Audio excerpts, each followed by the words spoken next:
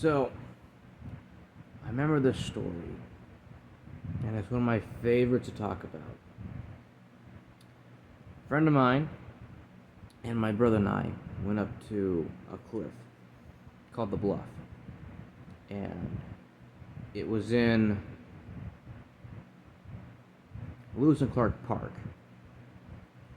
Now, we've been going there for years. My dad took us up there when we were children, and we decided to take our friend up there. The only issue was, over the course of time, the trail no longer existed. We had lots of mudslides and issues with the terrain becoming difficult to climb. We used to run into climbers who had their ropes, harnesses, and stuff that they would scale up the other side of the cliff while we would take the path. Well, the path existed up until a point where it didn't anymore. And so we had to climb. And that was fine. We made it, no problem. Up until a point where I looked down. For those of you that don't know, I always struggle with the fear of heights. And my knees locked up. I couldn't move them. Even though I knew I was safe, my body wouldn't move. So my friend and my brother both pulled me up by my arms. And I made it the rest of the way. We got to the top, and my friend set up his hammock, and we just relaxed and enjoyed the view of all the parking lots and the bridge and the Sand River going underneath the bridge. Love that area. A lot of good memories being down by the water, throwing rocks in. There used to be this spot, and the mud looked so different than normal mud. The mud here looked like chocolate, and I'm talking about the chocolate that you dip those sticks into that came in that little package. It looked like melted chocolate, and so we always called it the chocolate mud. Just had a lot of experiences down there, lots of lovely memories with family, and the forest area is beautiful. But we're looking down at the Sandy River and just enjoying the daylight and the sight. I took a few pictures. I posted some of those pictures on X, and we just really enjoyed it. It was beautiful, peaceful. The wind was perfect, nice summer day, and when it started getting dark, I started thinking, how do I get down? So, my brother and friend decided to go down the same way we came up. I told them I can't do that. I would be too preoccupied on looking down because I'm going down that way. They agreed. I said, I'll go down the other side. I'd never done this before. And so, they went down that way, and I started going down the other way. There's no trail, by the way. So, this is where things got really fun.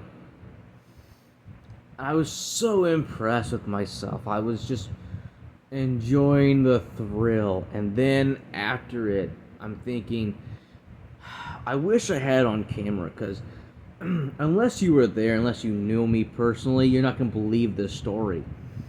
But I decided, I'll still talk about it, because it did happen. But man, it was so much fun. I wish I had a GoPro at the time, but I didn't have any technology, really. And even if I had my phone, my hands wouldn't be free. So, I'm sliding down the side of the mountain. I'm doing a controlled slide, right? Got one hand behind. I'm wearing gloves. I got one hand behind me. I'm sliding down, and just really enjoying it because it's a steep hill, and it starts getting darker and darker. My vision starts to not be able to see very well, and I'm having lots of fun going down pretty fast. I'm enjoying this wonderful idea that I had, where I'm too preoccupied with not dying that I can't see the bottom.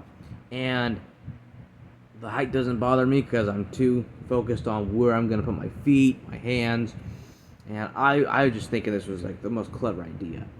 And then I see what looks to be a gap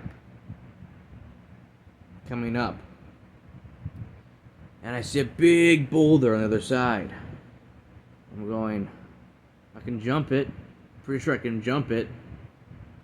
But then I see this branch hanging down straight. I'm going, okay, I can do that. Will it break? Is it alive or dead? I don't know. But I jumped anyway, grabbed onto it, and swung onto the boulder. I'm like, ooh, that was fun. Ooh, that was so much fun. I love adventures like that. I love doing things like that. And I was doing that a couple more times where I was jumping from rock to rock on the way down. And I just had a blast going, this is the most fun way to come down this hill I've ever had. And oh, I love that mountain, or that cliff. I love it. But doing it that way was an experience, and I really enjoyed that. I got down first, no surprise, with my speed, and the terrain being very safe compared to the other one. So I was waiting by the car, and it's dark. So they finally show up, and I got a great big smile on my face. You know, I made it down before they did.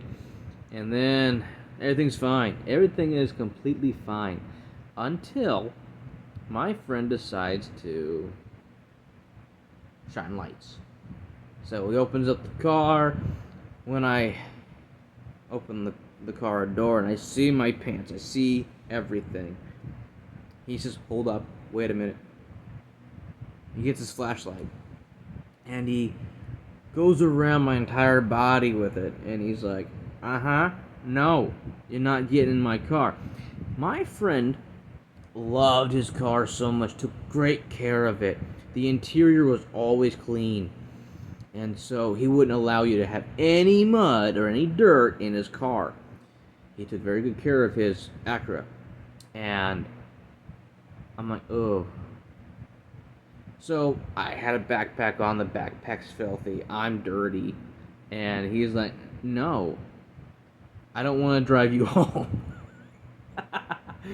So we talked for a little bit, discussing what to do. And we made a deal. I would clean the car afterwards.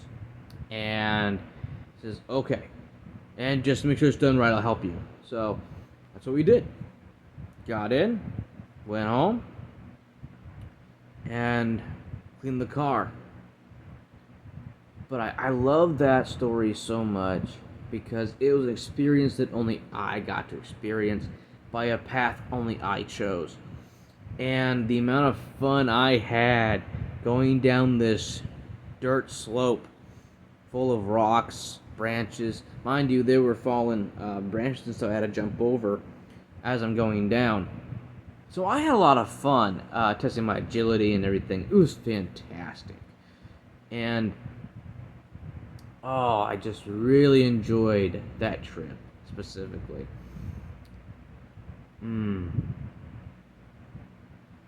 There was nothing like impressing myself with my own abilities like that. That was just really freaking cool. I told them all what happened, and they're just like, smiling and enjoying the story. Oh, it's just really cool. It's one of those things where the storytelling doesn't do it justice. You'd actually have to physically be there watching me to do this amazing thing. Because it felt like an obstacle course as you're going downhill. And I've played a lot of games. And so I was thinking a lot about Sonic.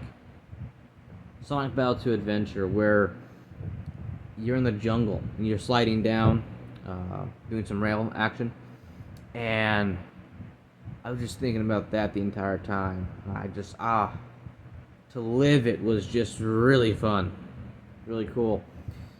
So, I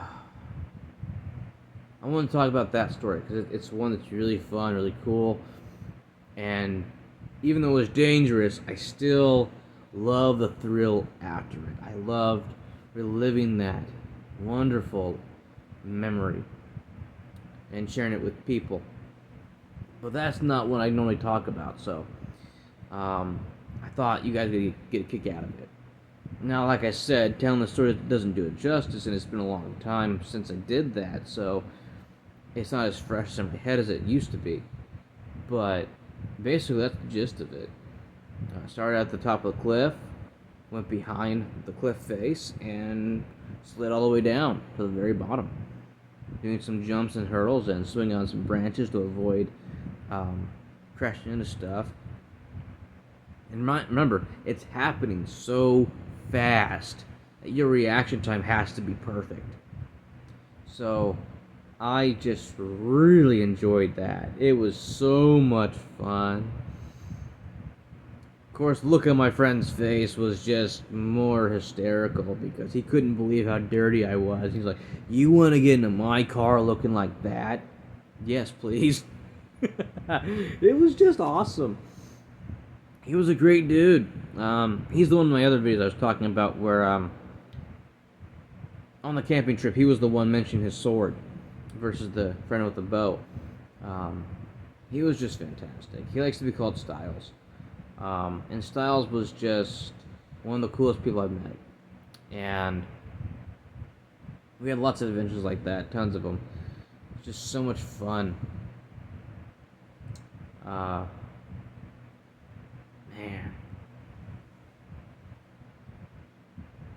I don't know many people that did stuff like that, and only in our group of friends, I'm the only one that did stuff like that. I'm the only one that did anything remotely close to that. I mean,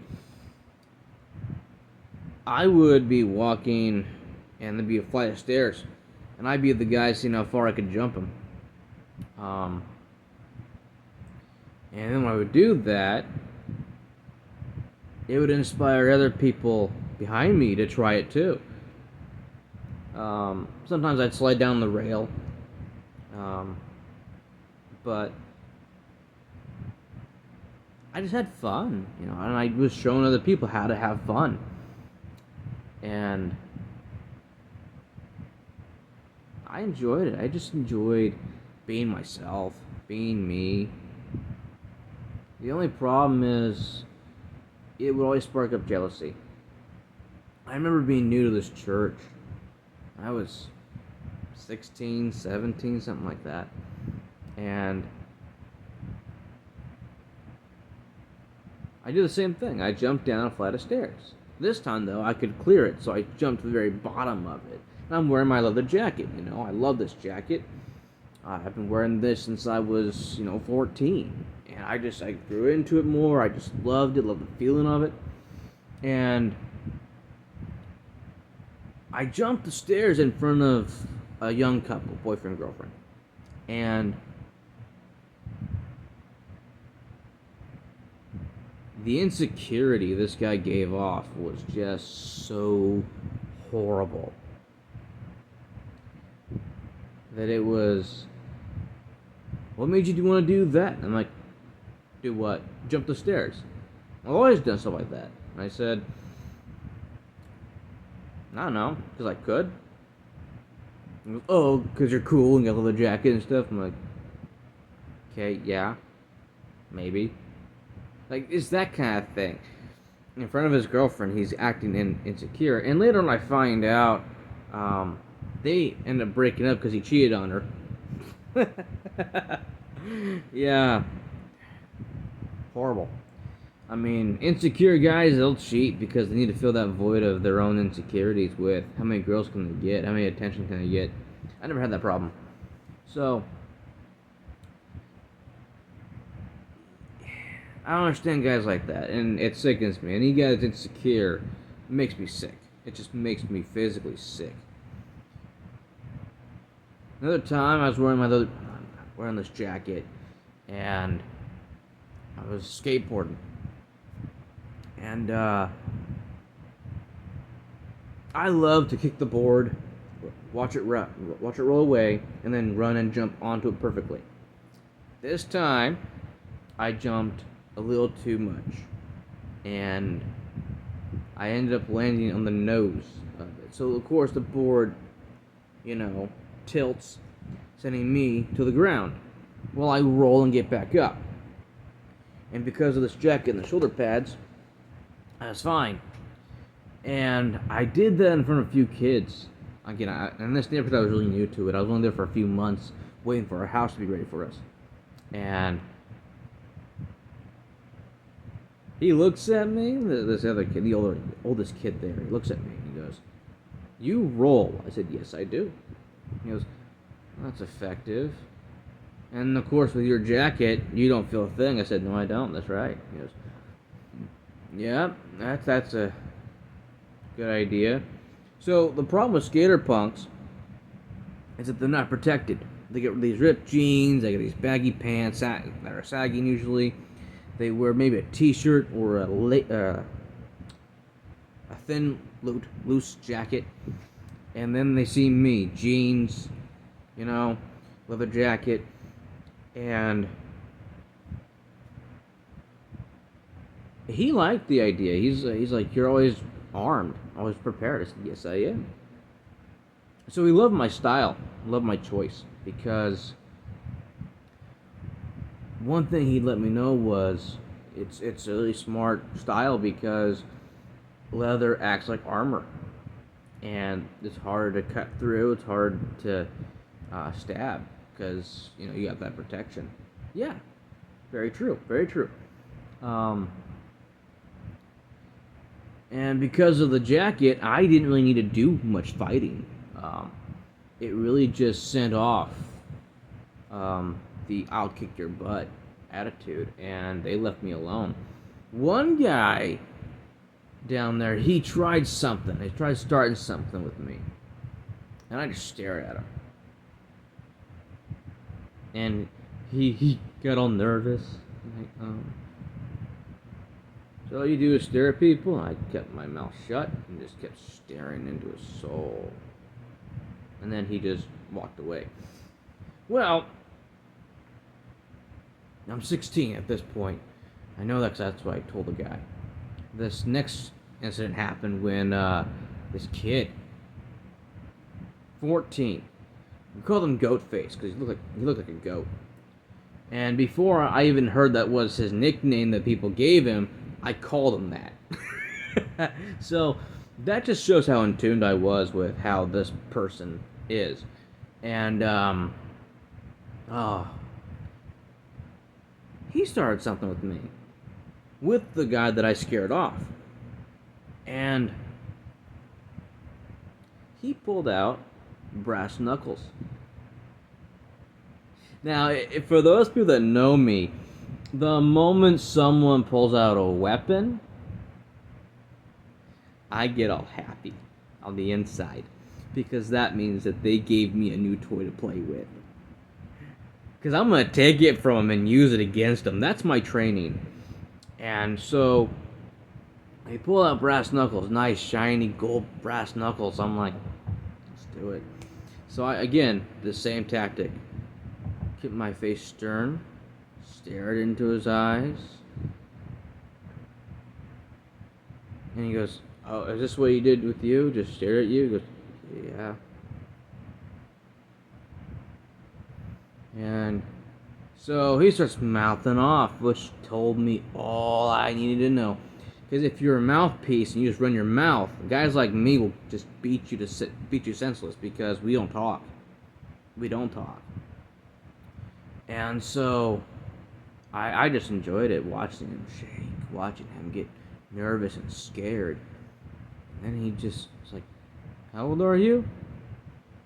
I'm like, 16. And he goes, "Call your brother." I said, "No, my problem isn't with his brother. It's with you and your mouth. It's either you're going to use those things or you're wasting my time." He just shut up. He wasn't going to use them, so I walked away. These punks down at Dexter McCarty are just that. Punks. Loud mouthpieces. The moment somebody who is actually tough walks through their neighborhood, they find out real quick that they're scared, their tactics don't work because they're just trying to inflict fear. By pulling out something that's supposed to scare somebody. In the right hands, any weapon is something not to be feared. Because if it's somebody that doesn't know how to use that weapon against somebody that knows how to use that weapon, the fear dwindles. With brass knuckles, it's so simple. I was gonna dodge the punch, grab the wrist, and pry it from his fragile fingers, put it in my hand, and start beating him with it. Because that kid's gonna learn real quick.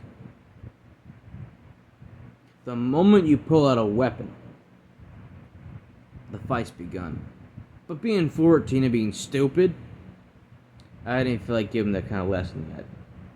He'll learn it later on in life by somebody way worse than me. So, after that, yeah, it was a talk for a while. People were talking about me. They don't know me. I came out of nowhere. I'm stuck in this little apartment until my home is ready.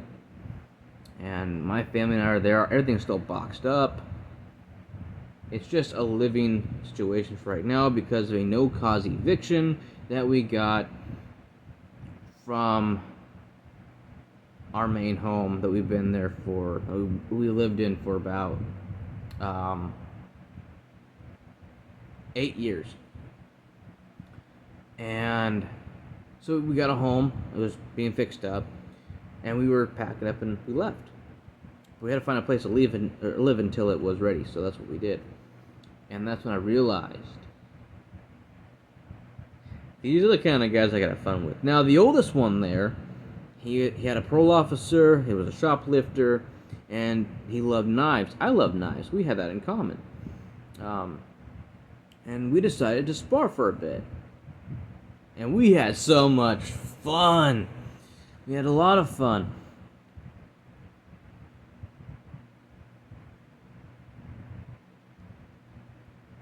And it built up respect for each other. So, yeah. It was cool. I had him pinned. I got off of him, and then I rolled on top of him so my knees slammed into his face. And he didn't like that, but he goes, "I'm not going to complain. It worked." So, because we're just horsing it around, just playing, not trying to hurt anybody. But, yeah, he learned real quick. And he knew how fast I was. He's watched me run. So when that race camp that I talked about before, where I beat the kid on the bike when I was on foot, he was the only one on my side, and his exact words were, "He can fly." And I proved them all wrong. I proved him right, and it was great. I enjoy reliving these stories because that was my life. You know, that's what I enjoyed doing. I loved making the impossible possible. I loved being active and doing stuff and inspiring others. I loved the impact I made on people's lives.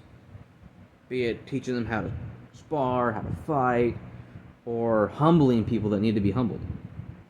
I just really enjoyed the overall aspect and the women, the fame that kind of came with it. But once you get out of that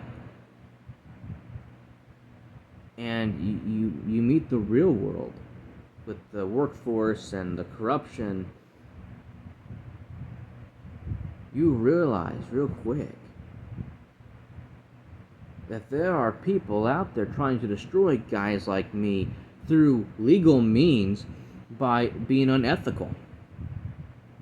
And they will succeed every time because they've learned over the years how to play the game when they're jealous of somebody or when they want somebody to be physically unable to do the job.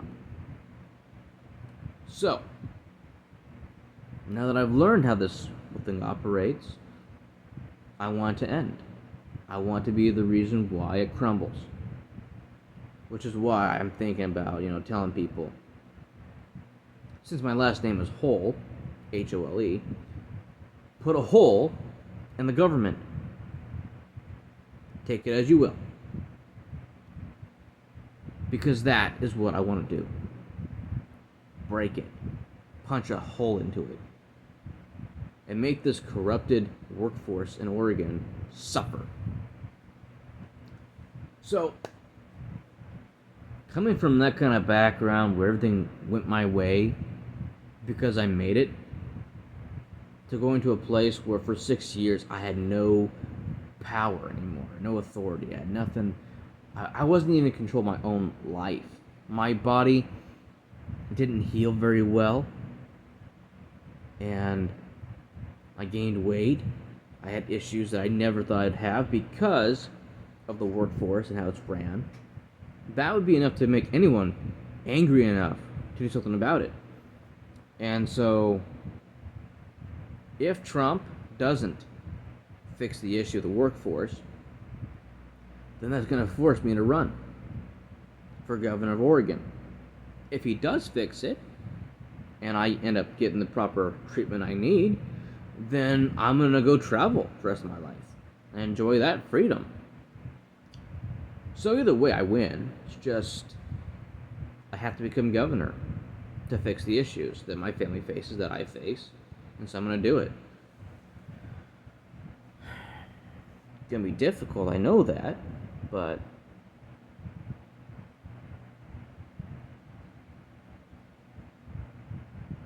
if I don't get the power to fix this and change it, I don't trust anybody else to make my life better and to give me the destiny that I was born to have. So yeah, those are some fun stories I had to share, and they gives you more of a idea of the kind of man I was before joining the workforce. And again, I was in high school taking psychology, personal finance, laws and ethics, and what's the other one? Economics. So I know a bit about how the system works. I educated myself. I even took a business class, and then I found in the business class that it shows you how to cut the corners in a business to make more money or to run certain scams. I can't remember what they were today, but I know that's the way I felt about it back then. So I didn't see myself running my own business. That wasn't what I wanted to do. I wanted to be a pastor. I wanted to help people. I wanted to build something and showcase a place where everybody could feel welcome, loved, and encouraged. And so because of that, I didn't have a reason to take a business class and take it seriously. But these days, well, being governor, I could end up running my own business afterwards or whatever, or having a retirement plan, but regardless, those are where I went in high school. Those are classes I took, and I obtained a lot of information from it. But yeah, I thought you guys would appreciate this video and like the context to it. It's getting dark right now, so the lighting's having issues right now.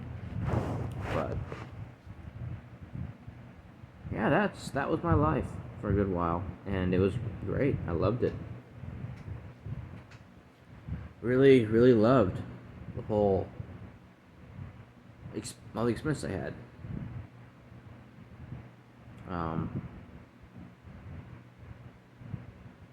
So yeah, hope you enjoyed this one, and I'll keep posting them. I'll keep making more videos, so there's still more stories to talk about. So,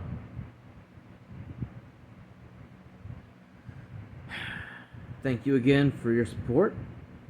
Thank you for bringing back some of these memories for me by asking questions or wanting to hear more about things. I get DMs like almost every day. So, I really appreciate your feedback. Take care.